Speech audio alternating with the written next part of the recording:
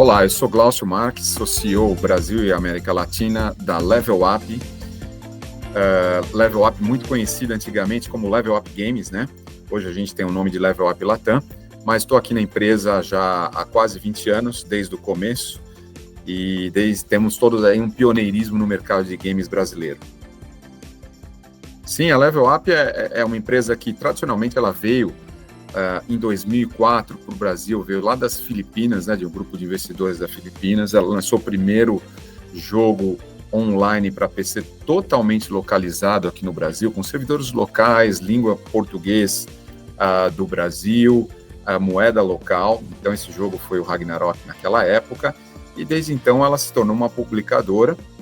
E depois ela teve mudanças de percurso, né? Teve mudanças, ela foi adquirida por outra empresa, hoje ela faz parte do grupo Tencent, 100% investida aí da Tencent, e ela mudou o seu foco de negócio nos últimos anos para uma empresa B2B. Então hoje o que a Level Up faz basicamente? Ela faz toda a estratégia go-to-market de uma empresa de games aqui no Brasil e na América Latina, porque a gente tem escritórios no Brasil e no México, que através do escritório do México a gente atende toda a América Latina, e a gente faz também a distribuição digital de conteúdos de games e outros conteúdos também. Então, o que é essa distribuição digital? A gente tem um aplicativo, né, um site, na verdade, que é o Hype.games, que é uma plataforma de e-commerce para games, com mais de 2.000 títulos, e os títulos, todo o portfólio que está nesse site, a gente distribui também numa plataforma B2B que a gente tem, que se integra a aplicativos digitais,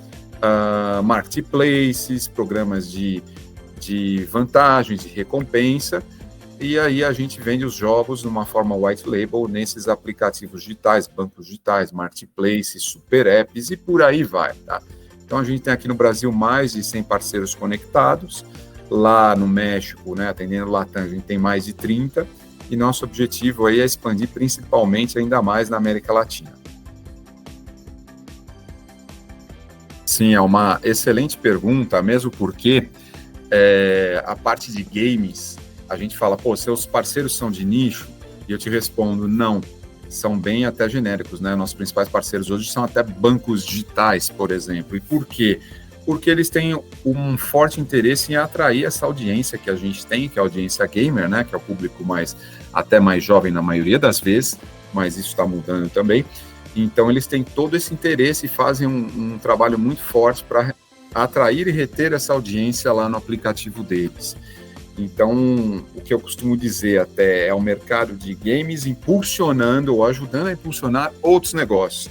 Então, nossos maiores clientes nisso são marketplaces, aplicativos que muitas vezes o foco deles não são games, mas eles têm os games para atrair essa audiência, retê-la, e, como eu disse, games ajudando a impulsionar outros tipos de negócios. Sim, eu não posso divulgar números aqui, mas o que eu posso dizer é que sim, temos, e a gente tem até o Level Up Talks, né, que é o podcast que a gente faz com profissionais parceiros de empresas parceiras nossas, que eles comentam isso, que é justamente para mostrar como games ajuda a impulsionar qualquer tipo de negócio. E o que eu posso dizer? Isso trouxe para eles não só audiência, como rentabilidade. Porque o que acontece?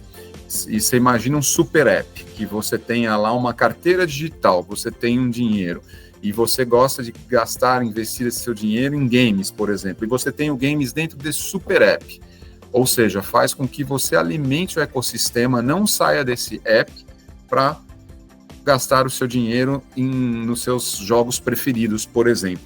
Então, isso ajudou não só na retenção desses super apps, desses aplicativos, bancos digitais e tudo mais, mas ajudou a rentabilizar também, porque ele acaba gastando esse dinheiro lá dentro e eles ganham com isso, porque eles ganham comissão na venda, né?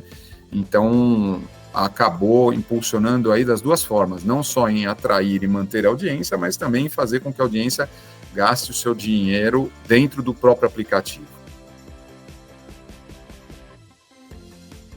O mercado de games em geral no Brasil, né, como assim, até no mundo, ele teve um crescimento muito grande, vinha crescendo a taxas muito altas, teve a pandemia, explodiu, e depois teve uma certa recessão logo depois da pandemia. Então, Crescimento esperado não é mais tão grande quanto você tinha até então, né? Hoje se fala de 2024, falou-se em 2%, né? Esse ano aqui, previsões que deve continuar estável, não deve ter um crescimento maior que esses 2%, 3%, é o que se estima. Agora, falando de mercado brasileiro, especificamente desenvolvedores locais, eu acho que a gente tem um caminho enorme, nós somos ainda um bebê, vamos dizer assim, mas nos últimos anos tem evoluído bastante, né? Tem vários projetos de algumas empresas, até de associações, que estão fazendo um trabalho muito bacana na questão do desenvolvimento local. Porém, ainda carece muito, principalmente de profissionalização, né? Você tem poucas empresas que despontaram, que cresceram, você tem muitas que ainda são embrionárias e carece muito de profissionalização. Quando eu digo profissionalização, o que eu estou querendo dizer exatamente? Estou querendo dizer que você tem estúdios excepcionais em termos de desenvolvimento, qualidade melhorando, porém ainda você tem uma visão de negócio que tem que ser desenvolvida, né? Ou seja, se vender, se colocar no mercado, como entrar nesse mercado. Então tem um longo caminho nessa profissionalização eu não diria de desenvolvimento somente, mas de negócio em si, de modelo de negócio.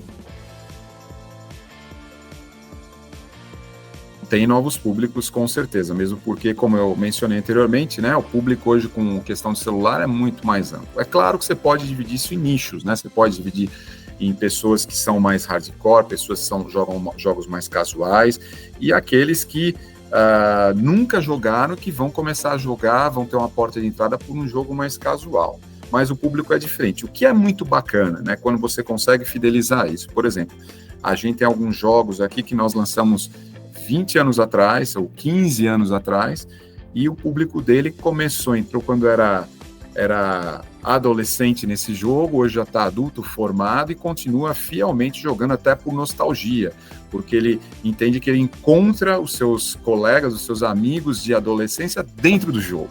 Então isso é fantástico. E a questão que essas pessoas que na época eram adolescentes, hoje já são profissionais formados no mercado de trabalho, eles têm dinheiro, eles acabam investindo ainda mais em jogo, né? Mas assim, o foco no público acaba sendo diferente, como eu disse, pela questão da amplitude. O celular trouxe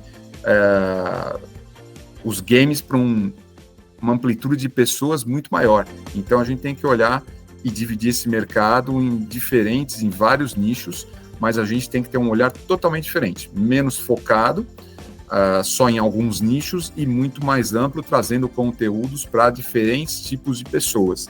Como eu sempre digo, minha mãe, que tem 83 anos, ela joga, né? Joga jogos casuais em celular. Então, esse é um ótimo exemplo como eu tenho que focar em diferentes nichos, em diferentes gamas de jogadores, né?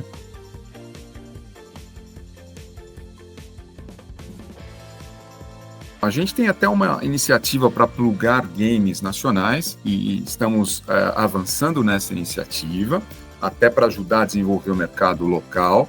Agora, não tem como fugir dos grandes títulos, né? Que são os títulos que mais têm venda e representatividade no mercado local. E quando eu falo de grandes títulos, eu estou falando tanto de jogos de PC, quanto de jogos de celular, quanto de console. Então, assim, naturalmente, o que você vai vender mais são os jogos famosos de console, né? Os créditos para os jogos, são os jogos de celular também mais famosos, ou seja, são os grandes títulos mesmo. Embora tenha essa iniciativa para fomentar a indústria nacional, que está avançando, mas o que traz o maior volume de vendas, o que traz a maior parte da receita são os jogos já famosos, jogos já consagrados.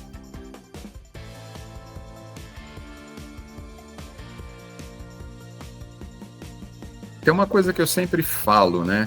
Que, assim, paixão é essencial. Porém, você precisa ter conhecimento também para fazer o negócio dar certo, né? Então, respondendo a tua pergunta, acontece muito isso, sim, de que as pessoas têm uma paixão enorme pelo mercado de games, entram nisso pela paixão, mas se esquecem que tem que estudar muito, tem que ter muito conhecimento também de negócio para que isso aconteça, né? Então, tem que ter uma combinação aí das duas coisas. Só a paixão não movimenta o negócio, né?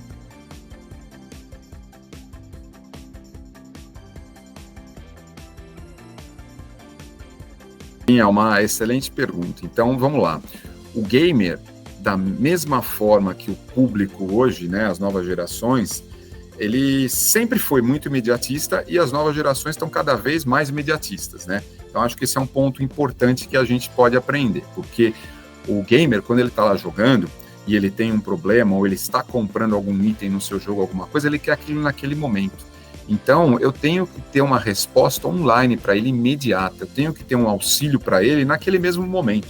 Nem que seja para falar para ele, olha, estamos verificando aqui, já vou te dar a resposta, ou estamos com tal problema, estamos trabalhando para resolver, mas ele quer aquilo naquela hora, porque aquilo lá é o momento da vida dele, que ele está lá, que por um problema, um lag que ele tem, um ping mais alto, o que acontece? Ele acaba perdendo a batalha, acaba perdendo o seu item e por aí vai. Então, essa questão do imediatismo é muito importante. A gente tem que dar uma experiência para o gamer diferenciada, que ele não pode ficar esperando, ele tem que ter alguém que fale a língua dele, e ele tem que ter alguém que, além de falar a língua dele, entenda que ele está lá no momento épico dele dentro do jogo. Então a gente tem que ter todo um cuidado com isso. E isso serve para outras empresas. Quantas vezes a gente tem algum problema com algum produto, alguma coisa que a gente criou, algum serviço, e a gente entra no site, vai ter a experiência lá de usuário daquela marca, e ela é demorada, eles falam, é digital, clique aqui, entre aqui, mas o digital não é só você ter um site, ter um e-mail, é você ter uma resposta adequada, é você ter uma experiência que é online, porque o digital está sempre online, né? Então, eu acho que isso sim, as outras empresas podem aprender com a indústria dos games.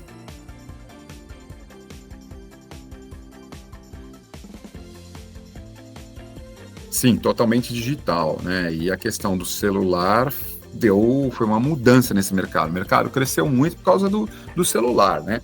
E a questão do celular também, que eu acredito que vai crescer cada vez mais, também teve 5G e tudo mais que vai colaborando com isso, é que você acaba atingindo um público que você não atingia antes.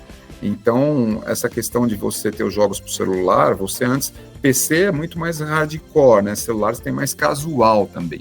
Então, você acaba atingindo um público que acaba utilizando os games para se divertir enquanto está no transporte público, enquanto está esperando alguma coisa, ou está querendo só descontrair mesmo, mas já está na mão.